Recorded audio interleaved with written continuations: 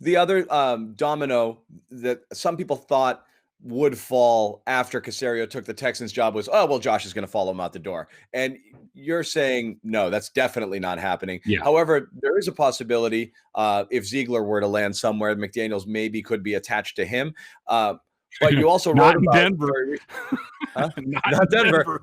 But you can cross that one up pretty quick. But you did write about that.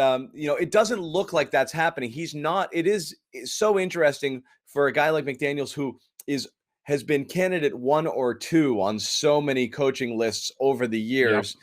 For this year to not even be listed among top 5 candidates at any of the vacancies. And your thought here is the Indy thing is still following him around. That's a ghost that's not really going to go away. But also Patriots kind of down year certainly doesn't help that, though Matt Patricia did land a head coaching gig the year after the Patriots gave up 7,000 total yards in a Super Bowl. So past performance doesn't always factor in. I have to think it's the Indy thing more than anything that's really kind of poisoning the well here for I agree. McDaniels. I mean, and there's a couple of things at play here. Number one, the Indy thing. It's and also the offensive performance, like you said, and also part of the problem is with these coaching searches, especially there's a lot of teams that like say Jacksonville or I'm trying to think, but Detroit, Houston just named a general manager, but some of these places outside of the Chargers, they're also looking for general managers. And so when you don't have general managers sort of running the coaching search, you have the owners, and the owners look for flashy objects. Who's great with offense right now? Who's the hot name?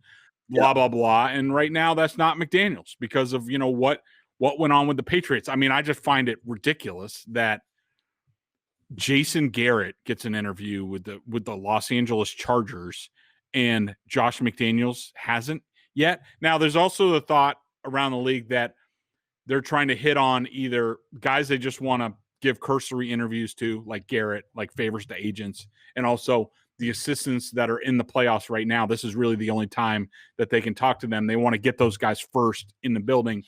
Maybe McDaniels would be part of the second wave. Also, there's a thought that once general managers are named and they have stronger voices, they know who the smart guys are and the good candidates, and that includes McDaniels. But there's no question that the Indy thing is hanging over a lot of this, and I understand that. I mean, to be brought to the altar, to basically have you're thinking that you have your coach for about a week or 10 days, and he's hiring coaches, and then for him to go back, that's tough. I mean, but I know McDaniels has explained it to people, and I think that he definitely deserves a chance. I mean, the Chargers job is just perfect for him, and even you have Justin Herbert, who, when asked after getting drafted or during the draft process, like who's the coach that really stood out to you, it was McDaniels. He was his favorite coach that he talked to during the interview process,